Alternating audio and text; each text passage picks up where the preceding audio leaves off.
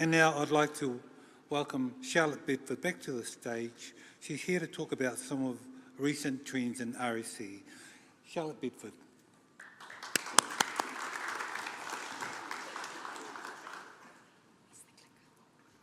Where is the clicker? See that there?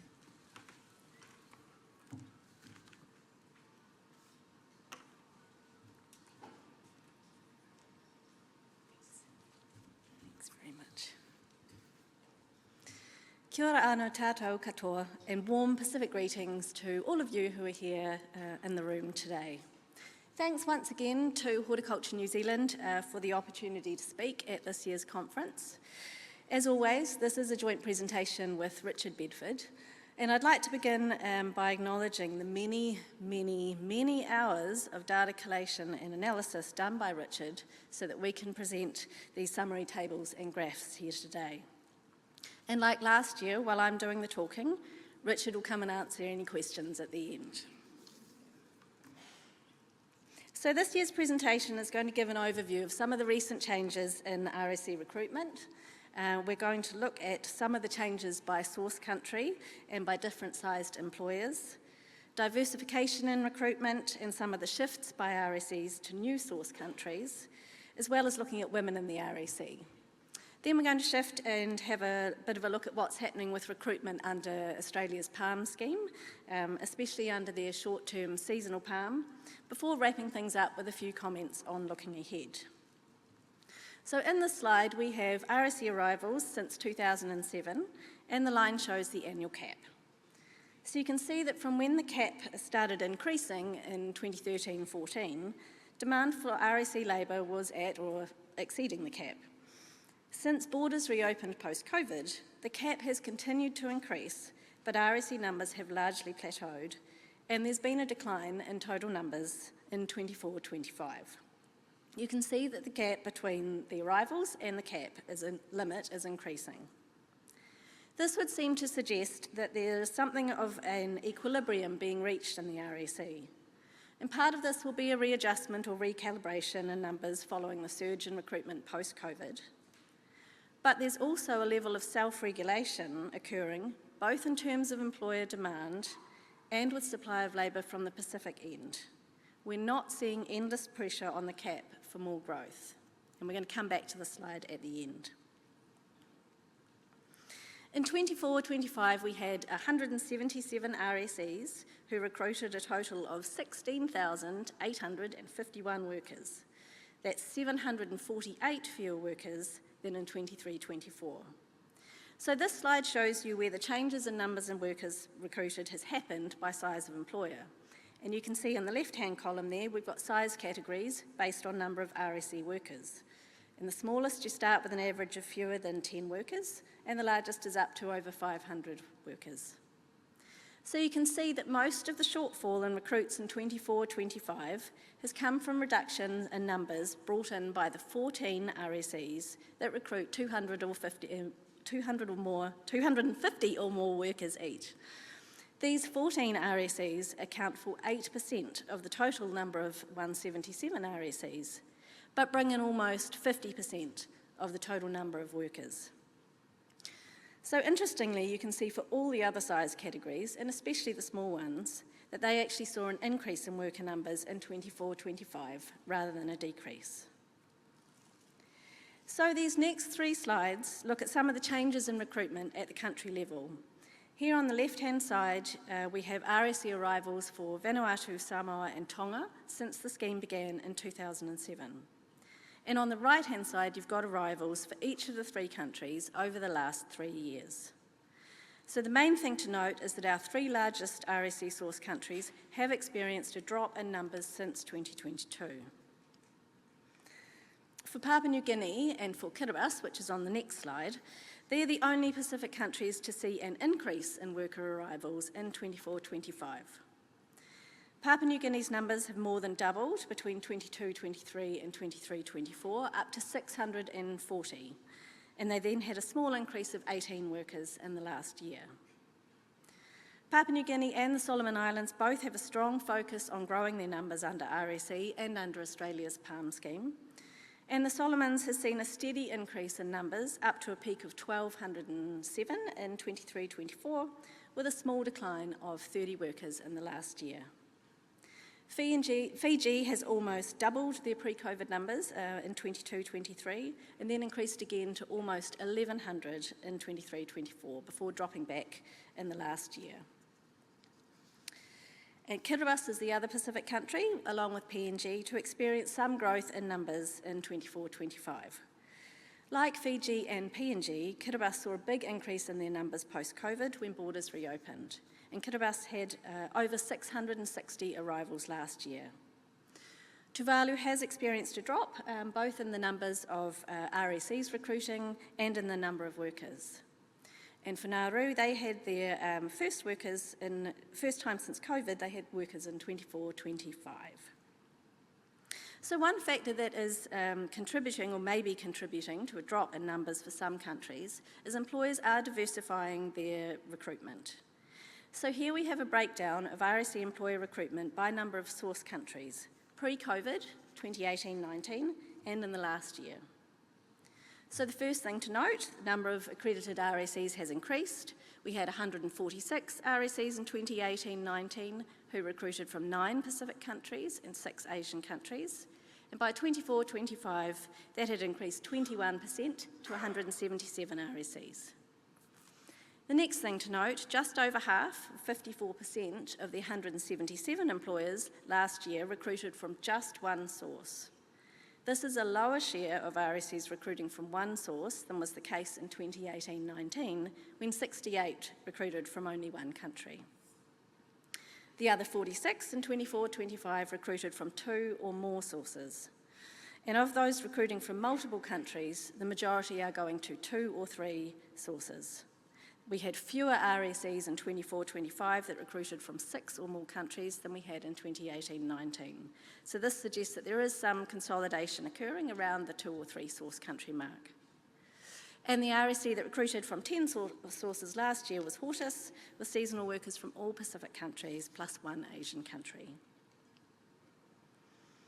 And here we're going to look in more detail at some of the shifts in recruitment, in particular RSEs who are new to recruiting from specific countries. They're not necessarily new to the scheme, but they haven't recruited from certain countries before. So what's interesting to see here is that for PNG, more than half of the 22 RSEs who recruited from the country last year were new RSEs for PNG from 22-23. There were 4 RSEs who recruited from PNG for the first time in 22-23, 5 the next year, and then 3 last year. And similarly for the Solomon Islands, 46% of RSEs recruiting from the Solomons in the last year were new to the country since 2022. And finally, the last slide to illustrate this point about diversification. What this graph shows is the percentage change in the number of individuals recruited since borders reopened in July 22 by source country. So this is calculated by looking at the number of individuals who participated between 2007 and 2022, and then comparing that to the number of individuals recruited from 2022 onwards and calculating the difference. So what you can see clearly from this slide is that the biggest percentage change in individuals recruited since 2022 is in PNG, with an increase of 218%. We had 346 individuals from Papua New Guinea in the years up to 22, while another 755 individuals were recruited in the 3 years from 22 to 25. Fiji and Kiribati have also had increases of more than 100%. And out of the Pacific countries, Tonga at 25% has had the lowest percentage change in number of individuals recruited. And unsurprisingly, we don't see much change in the Asian countries as numbers from these sources are effectively capped. So I'm now just going to shift to talk a little bit about women in the RSE. Here we have RSE arrivals by gender over the 18 years. And you can see there's a widening gap in the male and female participation rates. Men accounted for 91.5% of arrivals in 24-25, while the female participation rate is down to 8.5%. The numbers of women arriving on visas each year has in fact remained largely static over time. So over the 18 years, the difference between the maximum and minimum number of women recruited annually has been less than 1,000, whereas for the men, the difference has been over 12,000. So the female participation rate has dropped as the total arrivals has increased over time. In the 18 years to June, we've had 7,841 individual women participate in the RSE. And there are some significant differences in participation rates by source country, which are shown here in the graph on the left-hand side. You can see that 2 of the Asian countries have the highest female participation rates, followed by Kiribati and Tuvalu. In terms of absolute numbers, Vanuatu, with 2,674, has had the highest number of women who have participated in the scheme. But with over 21,500 individuals from Vanuatu being employed over the 18 years, the percentage share of women for Vanuatu is only 12%. The Pacific country which has consistently had the lowest female participation rate is Samoa. Over 18 years, less than 5% of the total number of Samoans who've been employed under RSE have been women.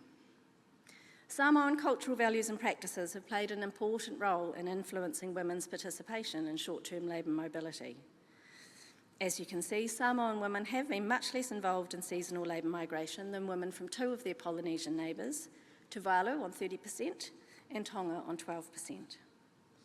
And some countries have seen an increase in their female participation rates in recent years. The graph on the right-hand side shows the percentage change in the number of women recruited since borders reopened in July 22. Fiji is notable with an increase of over 130%, and Papua New Guinea and Kiribati have also seen increases of over 85%. Out of the Pacific countries, Kiribati has always had the highest female participation rate. In the first 15 years, we had 234 individual Kiribati women employed in RSE, and an additional 200 women have been recruited in the 3 years from 2022. But barriers remain to women's participation in seasonal work. At the New Zealand end, packhouse jobs are largely reserved for New Zealanders, and major advances in packhouse automation have already reduced the need for seasonal workers for packing roles. RSE policy settings are also a hindrance. For efficiency, Immigration New Zealand encourages employers to recruit fewer workers, but to maximise them over the 7 months. For women, there isn't 7, or for Kiribati and Tuvalu, 9 months of work available in the packhouse, which means they must also perform harvesting, pruning or maintenance jobs. And many RSE women don't want 7 or 9 months work either. They prefer shorter contracts so that they can return home to their families. So looking ahead, without a change in RSE policy settings to broaden the types of jobs that RSE workers can undertake, it's likely that women will remain a small and declining share of our RSE workforce. Before I finish, I just want to look a little bit at what's happening in Australia under PALM. And this graph shows the number of short-term seasonal PALM workers in Australia over the 2-year period from June 23 to 25. As you can see, the numbers have been trending down from around 19,500 in June 23 to just under 15,000 in June of this year. And here we have a breakdown by country of PALM workers on both the short-term and the long-term programs. So short-term PALM, just as a reminder, visa for up to 9 months, long-term PALM, a visa for 4 years, up to 4 years. And these data come from the Department of Employment and Workplace Relations PALM website, and they show the workers in country at 3 points in time. So it's June 23, June 24 and June 25. We don't have comparable arrivals data for PALM like we have for RSE, so we just have the stock data on in-country numbers. And for each country, you can see the first 3 columns are short-term PALM, and the second 3 columns are long-term PALM. And the first thing that's evident from the graph is that for Vanuatu, Tonga and Timor-Leste, the short-term seasonal stream is the main one that they participate in. The numbers under long-term PALM are lower. For Fiji and the Solomon Islands especially, as well as for Papua New Guinea and for Kiribati, they're building up their numbers under the long-term stream. Samoa had similar numbers under short and long PALM in 2023 and lower numbers under both streams since then. And it's important to note that as the long-term PALM is a 4-year visa, a decline in numbers in country doesn't necessarily mean a drop in demand. It just simply means that contracts have ended and people have gone home. And for Nauru and Tuvalu, they currently only have workers under the long-term stream. So when you look at the numbers under short-term palm, you can see declines for Vanuatu, Tonga, Fiji, Papua New Guinea and Kiribati. Samoa dropped in 24 and then stabilised. Timor-Leste increased in 24 and then dropped back a few hundred places in 25. And the only country that has increased their short-term palm numbers is the Solomon Islands. So the purpose of this graph is twofold. It's first just to show you what's happening in the short-term palm at the country level in terms of numbers. And the second is for you to see the importance of the different visas for various countries. While some, like Vanuatu, remain heavily focused on the short-term seasonal stream, others are looking more to the longer-term visa. In Australia, a major cause of lower employer demand for palm seasonal workers is the availability of backpackers. As you can see in this graph, which is provided by my colleague Richard Curtin at ANU, the number of working holiday maker visa grants rose from 23,000 in March 22 to over 220,000 in March 25. By comparison, in New Zealand, we had just under 32,500 backpackers in total across New Zealand in March 25, so roughly 15% of the 220,000 in Australia. So not all backpackers work in horticulture, of course, but Richard Curtin has done a lot of work on the agricultural labour force in Australia, and according to his analysis, there's somewhere in the vicinity of 33,000 to 34,000 backpackers working across the agricultural sector. So roughly the same number of backpackers that we have nationwide are working in the agricultural sector alone. In New Zealand, while working holiday makers are a part of our horticultural workforce, and they're an important source in some regions like central Otago where I live, they are not a major source of labour. So these data come from Workforce Insights, and they show key components of the horticulture sector's workforce in March 2023. You can see the RSE numbers there in red, in production, processing and closely linked jobs, and they're 3 times the number of the backpackers. And as this graph very clearly shows, New Zealanders are by far the most important component of our horticultural workforce. The RSEs are there in purple, and the working holiday makers are in blue. You can see they are a very small share. And greater availability of New Zealanders is one of the factors contributing to the current plateau in demand for RSE workers. So just to wrap up, I'm going to come back to this first slide. As we've already seen, numbers have declined in the last year, and the gap between arrivals and the cap is increasing. It's now close to 4,000. And this does suggest that we are reaching something of an equilibrium in the scheme. Another indicator of this is that we only had 2 new RSE accreditations in 24-25, and this compares to 37 new accreditations in the preceding 2 years. So again, this may imply we're reaching something of a saturation point in terms of employer interest in the scheme. This levelling out and self-regulation in terms of employer demand then raises the question, do we need a cap? The argument behind the relatively generous cap increases post-COVID has been that it provides growers with some longer-term certainty, i.e. there's room under the cap for RSEs to grow their numbers should they want to. But a range of factors are contributing to slowing demand, some of which were raised yesterday. As we've already mentioned, rising unemployment means there are more New Zealanders available for seasonal work. The costs of RSE participation for employers are a significant constraint. The regulatory and administrative burden associated with RSE monitoring and compliance continues to increase, which bears cost in terms of time, money and resources.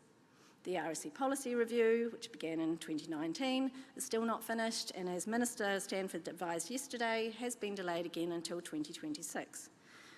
This means that not only have some of the sensible policy recommendations, for example around streamlining RSE processes, not been implemented, but employers face ongoing uncertainty regarding how the scheme's policy and operational parameters might change in the future.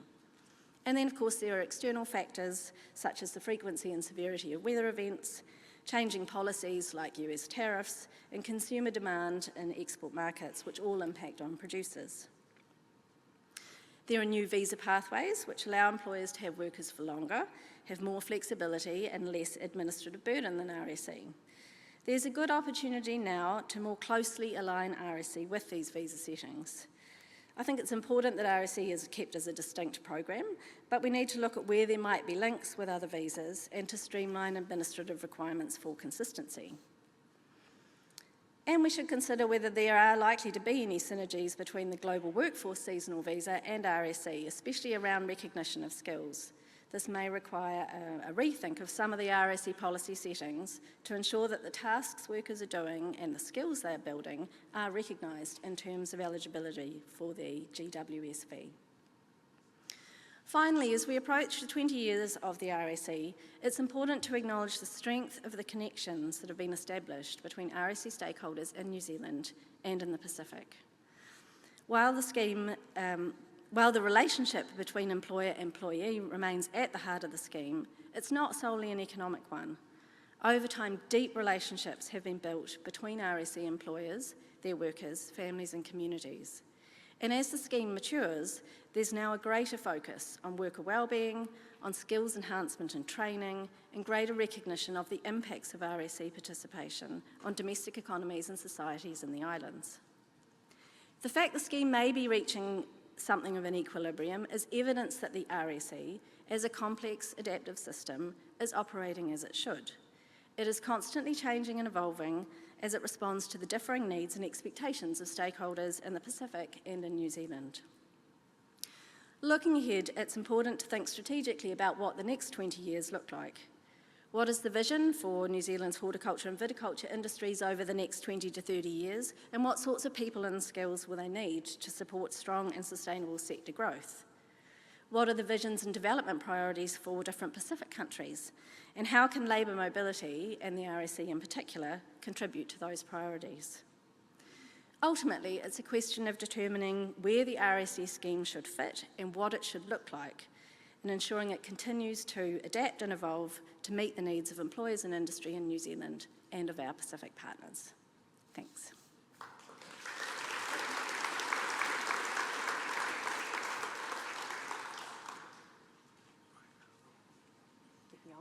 Yes. Any questions, please? I'll move. So are there any questions from the floor, please? Down the back. Gary's going to put us on the spot. Hold on, Gary, it's coming. Thank you, Helen. Yes, Charlotte and Richard, thank you.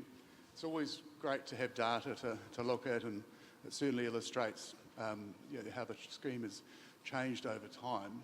I just sort of want to ask you a question, perhaps commenting around the new categories of visa about skills. And we seem to have RSE in the Pacific perhaps disadvantaged in the RSE scheme, where we can't upskill them and we can't help them move to another visa. And we've had 18 years of that, and that served a purpose. But I'll pose perhaps a comment around, have we got this right in terms of integration, and why are we disadvantaging the Pacific in terms of upskilling them as employers? We want to upskill our workforce to make them more productive. And why we can't have a visa which allows some of that to occur, to enrich and improve the remuneration of our workers, and perhaps staircasing to other visas which are to advantage to them as well. So I'll comment on that.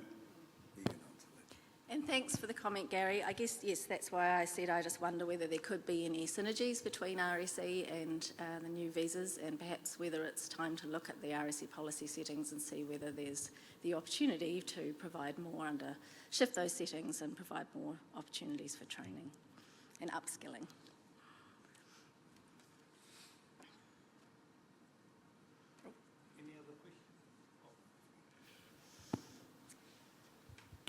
Thank you. It's always one of the highlights of the RSE conference. There was a comment earlier today about productivity, so productivity comparisons.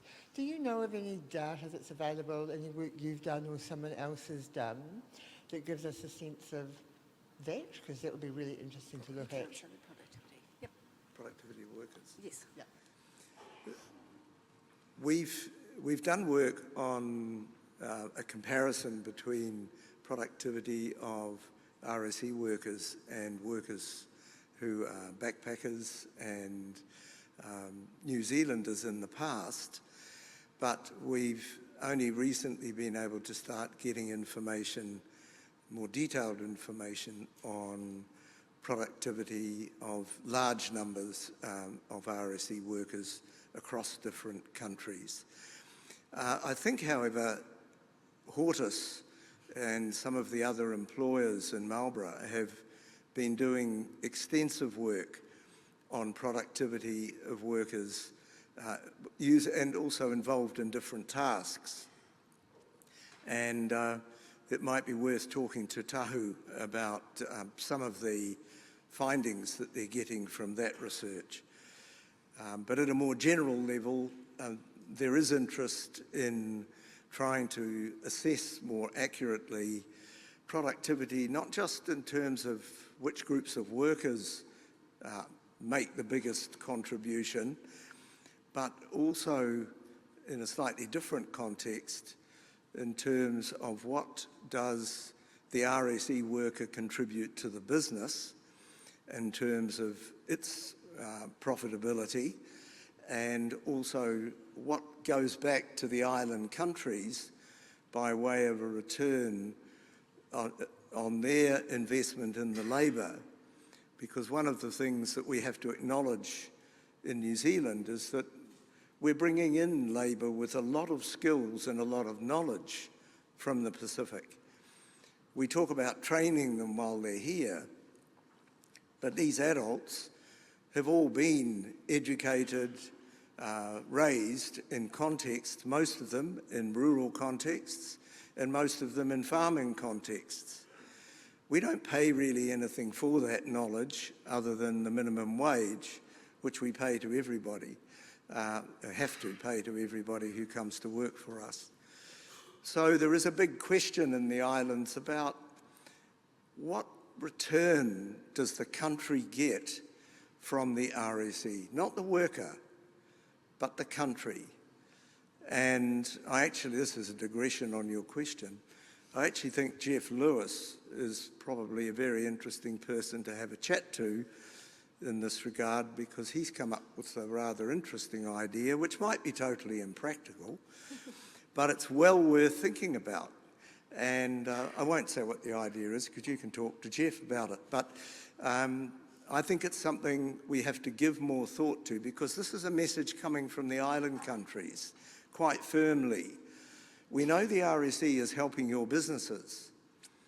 Do we know enough about how the RSE is helping us? And that's, I think, a really critical question in the context of Muriel's presentation, all the other presentations about the partnership. Thank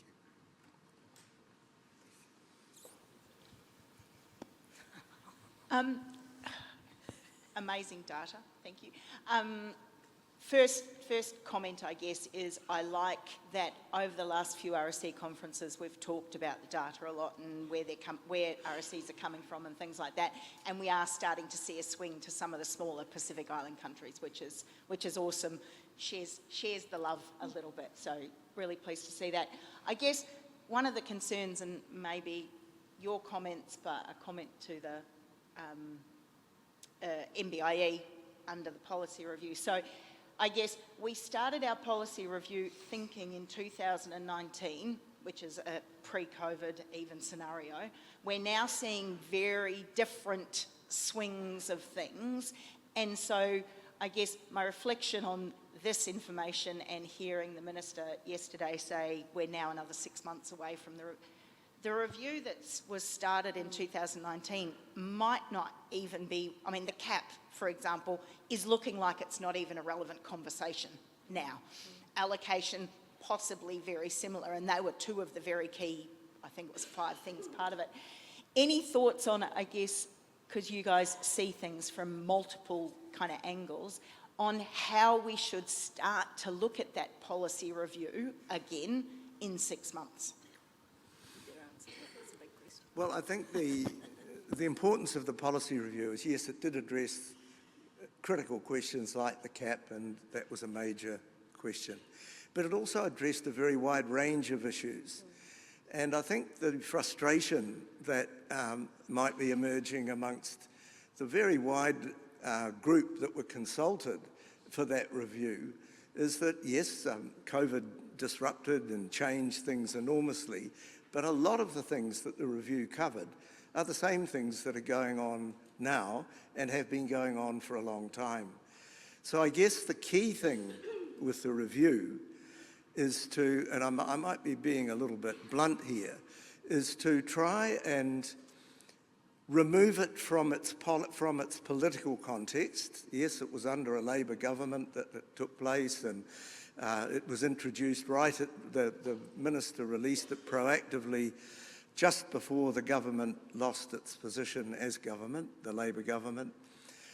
And to sort of say, well, this was actually a very well thought through review. It involved a lot of growers, a lot of stakeholders, and a lot of the issues that were discussed are systemic issues that have been associated with the RSE for a long time, and some of them subject to employer criticism and comment at endless conferences.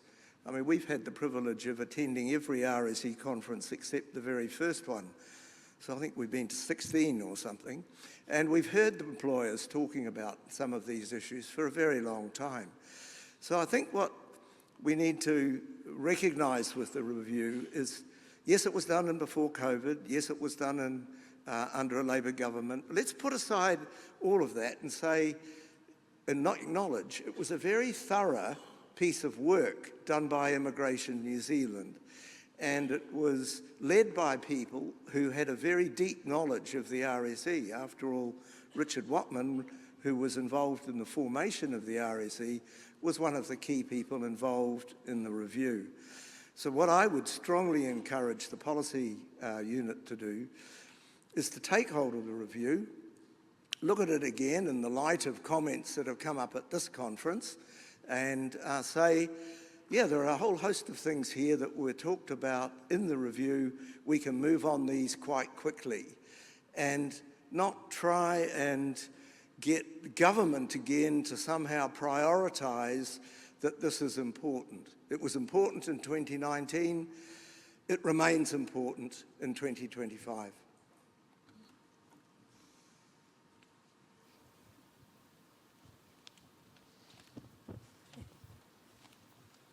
I wonder whether I can just react to Richard's comments.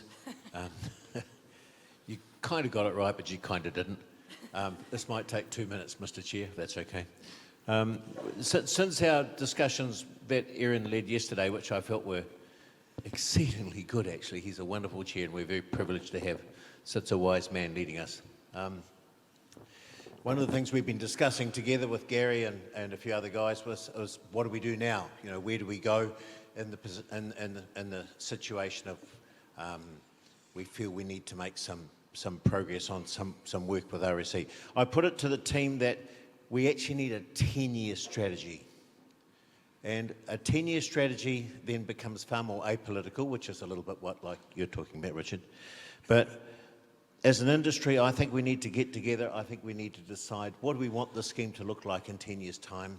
And then extrapolated from that, I also think in 10 years' time, if RSE disappeared, what difference have we made in the Pacific? We've got new houses, we've got a lot of Japanese import cars, and some of them are rusting out the back of the whale. But really, what difference have we made? And I guess my suggestion was a bit radical, but you know, if all our RSEs paid 20% tax, and maybe 15% of that was sent back to their homeland, and that enabled those governments to actually have some money to economically change and develop their own land. You know, the biggest industry in the Pacific now is the seasonal Pacific migration. Especially with Australia on board, you know, it's fundamentally changed the Pacific. But what has it done for those countries, and what has their governments been enabled to do? The money goes back to build a new whale, to build a new house, to buy a car, and to build the corner dairy. But really, what have the governments been able to do to make their nation aspirational and develop themselves? And I think that is what Richard and I were sharing last night. I think we need to consider, and this is a government-to-government thing, this is not for us as employers to prescribe, but I think we need to say, what difference is the scheme going to do for us all as partners in 10, 15 years' time? So I guess that was the thinking of that. So I guess the key message is, let's, as a group of employers, look longer term, make it apolitical, and let's also work with our Pacific partners as to how can we really embed their aspirations into it as well.